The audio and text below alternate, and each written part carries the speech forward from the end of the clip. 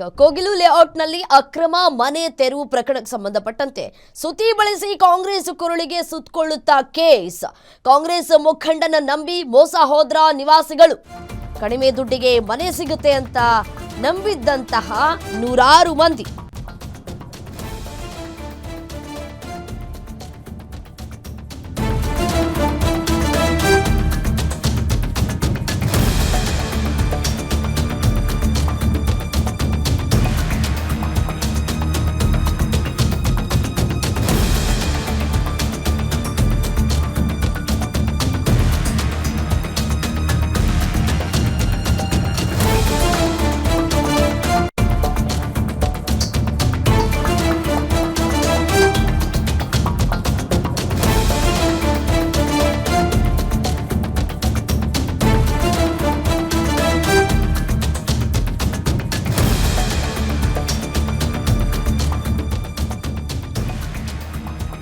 ಕಡಿಮೆ ದುಡ್ಡಿಗೆ ಮನೆ ಸಿಗುತ್ತೆ ಅಂತ ಹೇಳಿ ನೂರಾರು ಮಂದಿ ಇದೀಗ ನಂಬಿ ಮೋಸ ಹೋಗಿದ್ರ ಅಂತ ಹೇಳಿ ಪ್ರಭಾವಿ ಸಚಿವರ ಆಪ್ತನಿಂದ ನಡೀತಾ ಮಹಾ ಮೋಸ. ಮನೆ ಕಟ್ಕೊಡೋದಕ್ಕೆ ಪಡೆದಿದ್ದಷ್ಟು ಹಣ ಏನಾಯ್ತು? ಯಾವ ಮುಖಂಡನನ್ನ ನಂಬಿ ಇದೀಗ ಅತಂತ್ರರಾದ್ರು ನಿವಾಸಿಗಳು ಅನ್ನುವಂತಹ ಪ್ರಶ್ನೆ ಕಾಡ್ತಾ ಇದೆ. ಗ್ಯಾರಂಟಿ ನ್ಯೂಸ್ನಲ್ಲಿ ಮಹಾ ಮೋಸದ ಪಿನ್ ಟು ಪಿನ್ ಡೀಟೇಲ್ಸ್ ನೋಡಿ, ಯಾವ ರೀತಿಯಾಗಿ ಮೋಸ ಹೋಗಿದ್ದಾರೆ ಪಾಪ ಜನ ಅಂತ ಹೇಳಿ. 2 ಲಕ್ಷ ಹಣವನ್ನು ಪಡೆದುಕೊಂಡು ಮನೆಯನ್ನ ಕಟ್ಟಿಸಿಕೊಟ್ಟಿದ್ದಂತಹ ಕಾಂಗ್ರೆಸ್ನ ಮುಖಂಡ, ಕಾಂಗ್ರೆಸ್ನ ಪ್ರಭಾವಿ ಸಚಿವನ ಆಪ್ತನಾಗಿರುವಂತಹ ಮುಖಂಡ ತನ್ನ ಹೆಸರಿನಲ್ಲಿ ಕಾಲೋನಿ ನಿರ್ಮಿಸಿ ಮನೆಯನ್ನ ಕಟ್ಟಿಕೊಡೋದಕ್ಕೆ ಅವಕಾಶವನ್ನ ಕೊಡಲಾಗಿತ್ತು. ವಸೀಂ ಎಂಬ ಕಾಂಗ್ರೆಸ್ ಮುಖಂಡನಿಂದ ನಿವಾಸಿಗಳಿಗೆ ಮಹಾ ಮೋಸ ಆಗಿದೆ. ವಸೀಂ ಕಾಂಗ್ರೆಸ್ ಮುಖಂಡ ಅನ್ನೋ ಫೋಟೋಗಳು ಇದೀಗ ವೈರಲ್ ಆಗ್ತಾ ಇದೆ. ಸಚಿವ ಕೃಷ್ಣ ಭೈರೇಗೌಡ ಜೊತೆಗೆ ವಸೀಂ ಇರುವಂತಹ ಫೋಟೋಗಳು ವೈರಲ್ ಆಗ್ತಾ ಇದೆ. ವಲಸಿಗರ ಬಳಿ ದುಡ್ಡನ್ನ ಪಡೆದುಕೊಂಡು ನಿವೇಶನ ಹಂಚಿಕೆ ಮಾಡಿರುವಂತಹ ಆರೋಪವನ್ನ ಹೊತ್ತಿದ್ದಾನೆ ವಸೀಂ. ಪಶ್ಚಿಮ ಬಂಗಾಳ, ಬಿಹಾರ ಮತ್ತು ಬಾಂಗ್ಲಾ ನುಸುಳುಕೋರರಿಗೆ ಮನೆ ಹಂಚಿಕೆ ಮಾಡಿರುವಂತಹ ಆರೋಪ ಕೇಳಿ ಬರ್ತಾ ಇದೆ. ಕಾಂಗ್ರೆಸ್ ಮುಖಂಡನನ್ನ ನಂಬಿ ಇದೀಗ ಅತಂತ್ರರಾಗಿರುವಂತಹ ನಿವಾಸಿಗಳು ಈಗಲೂ ಅರ್ಜಿಯನ್ನ ಸಲ್ಲಿಸಿ ಮನೆ ಕೊಡಿಸ್ತೇನೆ ಅಂತ ಹೇಳಿ ನಂಬಿಸ್ತಾ ಇದ್ದಾನಂತೆ ವಸೀಂ. ಹೇಗ್ ಸಾಧ್ಯ? ಹೇಗ್ ಮನೆ ಕೊಡಿಸೋದಕ್ಕೆ ಸಾಧ್ಯ? ಈಗಾಗಲೇ ಸರ್ಕಾರ ಕೂಡ ಒಂದ್ ಕಡೆ ಭರವಸೆಯನ್ನ ಕೊಟ್ಟಿದೆ, ಅದು ಅಯ್ಯೋ ಪಾಪ ಅಂತ ಹೇಳಿ.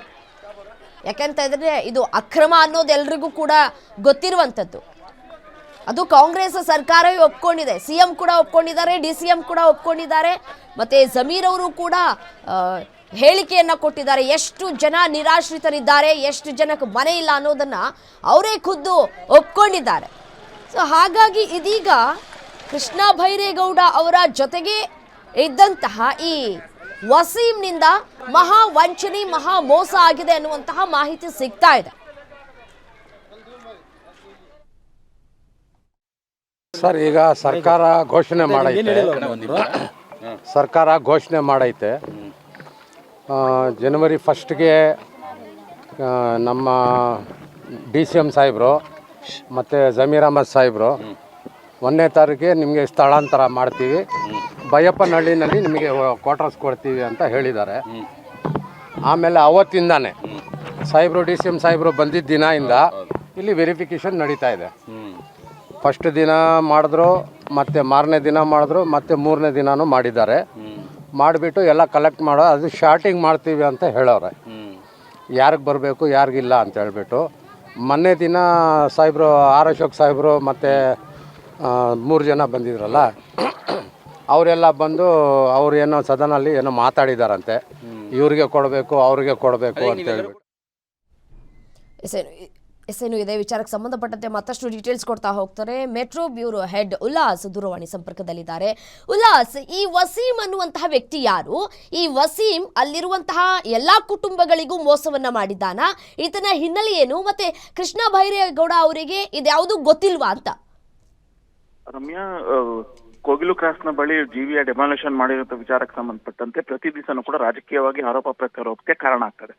ಸ್ವತಃ DCM DK ಶಿವಕುಮಾರ್ ಸ್ಥಳಕ್ಕೆ ಬಂದಂತ ಸಂದರ್ಭದಲ್ಲಿ ಒಬ್ಬ ವ್ಯಕ್ತಿ ಇಲ್ಲಿನ ನಿವಾಸಿಗಳಿಗೆ ನಾನು ಮನೆ ಕೊಡಿಸ್ತೀನಿ ಅಂತ ಹೇಳ್ಬಿಟ್ಟು 2 ಲಕ್ಷ 3 ಲಕ್ಷ ಹಣವನ್ನ ಪಡೆದು ಸರ್ಕಾರಿ ಜಾಗದಲ್ಲಿ ಮನೆಯನ್ನ ಕಟ್ಟಿ ಕೊಡ್ಲಿಕ್ಕೆ ಅವಕಾಶವನ್ನ ಕೊಟ್ಟಿದ್ರು ಅನ್ನುವಂತ ಒಂದು ಮಾತನ್ನ ಹೇಳಿದ್ರು. ಜೊತೆಗೆ ಅವ್ರು ಯಾರು ಅನ್ನುವಂಥದ್ದು ಗೊತ್ತಿದೆ, ನಾನು ಸೂಕ್ತ ಸಂದರ್ಭದಲ್ಲಿ ದಾಖಲೆಗಳನ್ನ ಬಿಡುಗಡೆ ಮಾಡ್ತೀನಿ ಅನ್ನುವಂತ ಒಂದು ಮಾತನ್ನ ಹೇಳಿದ್ರು. ಇದೀಗ ಈ ಒಂದು ಪ್ರಕರಣಕ್ಕೆ ಸಂಬಂಧಪಟ್ಟಂತೆ ಕಾಂಗ್ರೆಸ್ ಮುಖಂಡನೇ ಅಲ್ಲಿನ ನಿವಾಸಿಗಳಿಗೆ ಸುಮಾರು 167 ಮನೆಗಳ ಡೆಮಾಲಿಷನ್ ಆಗ್ಲಿಕ್ಕೆ ಕಾರಣ ಕಾಂಗ್ರೆಸ್ ಮುಖಂಡ ಕೊಟ್ಟಿರುವಂತಹ ಸುಳ್ಳು ಆಶ್ವಾಸನೆ ಅನ್ನುವಂಥದ್ದು ಗೊತ್ತಾಗ್ತದೆ. ವಸೀಂ ಕಾಲೋನಿ ಮತ್ತೆ ಫಕೀರ್ ಕಾಲೋನಿ ಅಂತೇಳಿ 2 ಕಾಲೋನಿಗಳನ್ನ ಅಲ್ಲಿ ಕ್ವಾರಿಗಳ ಅಂದ್ರೆ ಸರ್ಕಾರಿ ಜಾಗದಲ್ಲಿ ನಿರ್ಮಾಣ ಮಾಡಲಾಗಿತ್ತು. ಅದರಲ್ಲೂ ಪ್ರಮುಖವಾಗಿ ವಸೀಂ ಕಾಲೋನಿಯಲ್ಲಿ ಕಾಲೋನಿ ಅಂತ ಏನು ಹೆಸರು ಬಂದಿದೆ, ವಸೀಂ ಅನ್ನುವಂತ ಒಬ್ಬ ಕಾಂಗ್ರೆಸ್ ಮುಖಂಡ ನಿವಾಸಿಗಳಿಗೆ ಅಂದ್ರೆ ಯಾರು ಬೇರೆ ವಲಸೆ ಬಂದಿದ್ರು ಅವರಿಗೆ ನಾನು ಮನೆಗಳನ್ನ ಕೊಡ್ತೀನಿ ಅಂತೇಳಿ 2 ಲಕ್ಷ ರೂಪಾಯಿ ಹಣವನ್ನ ಪಡೆದಿದ್ರು ಅನ್ನುವಂಥದ್ದು. ಆ ವಸೀಂ ಯಾರು ಅಂತಂದ್ರೆ ಸಚಿವ ಕೃಷ್ಣ ಬೈರೇಗೌಡ ಅವರ ಆಪ್ತ ಬಳಗದಲ್ಲಿ ಗುರುತಿಸಿಕೊಂಡಿರುವಂತದ್ದು.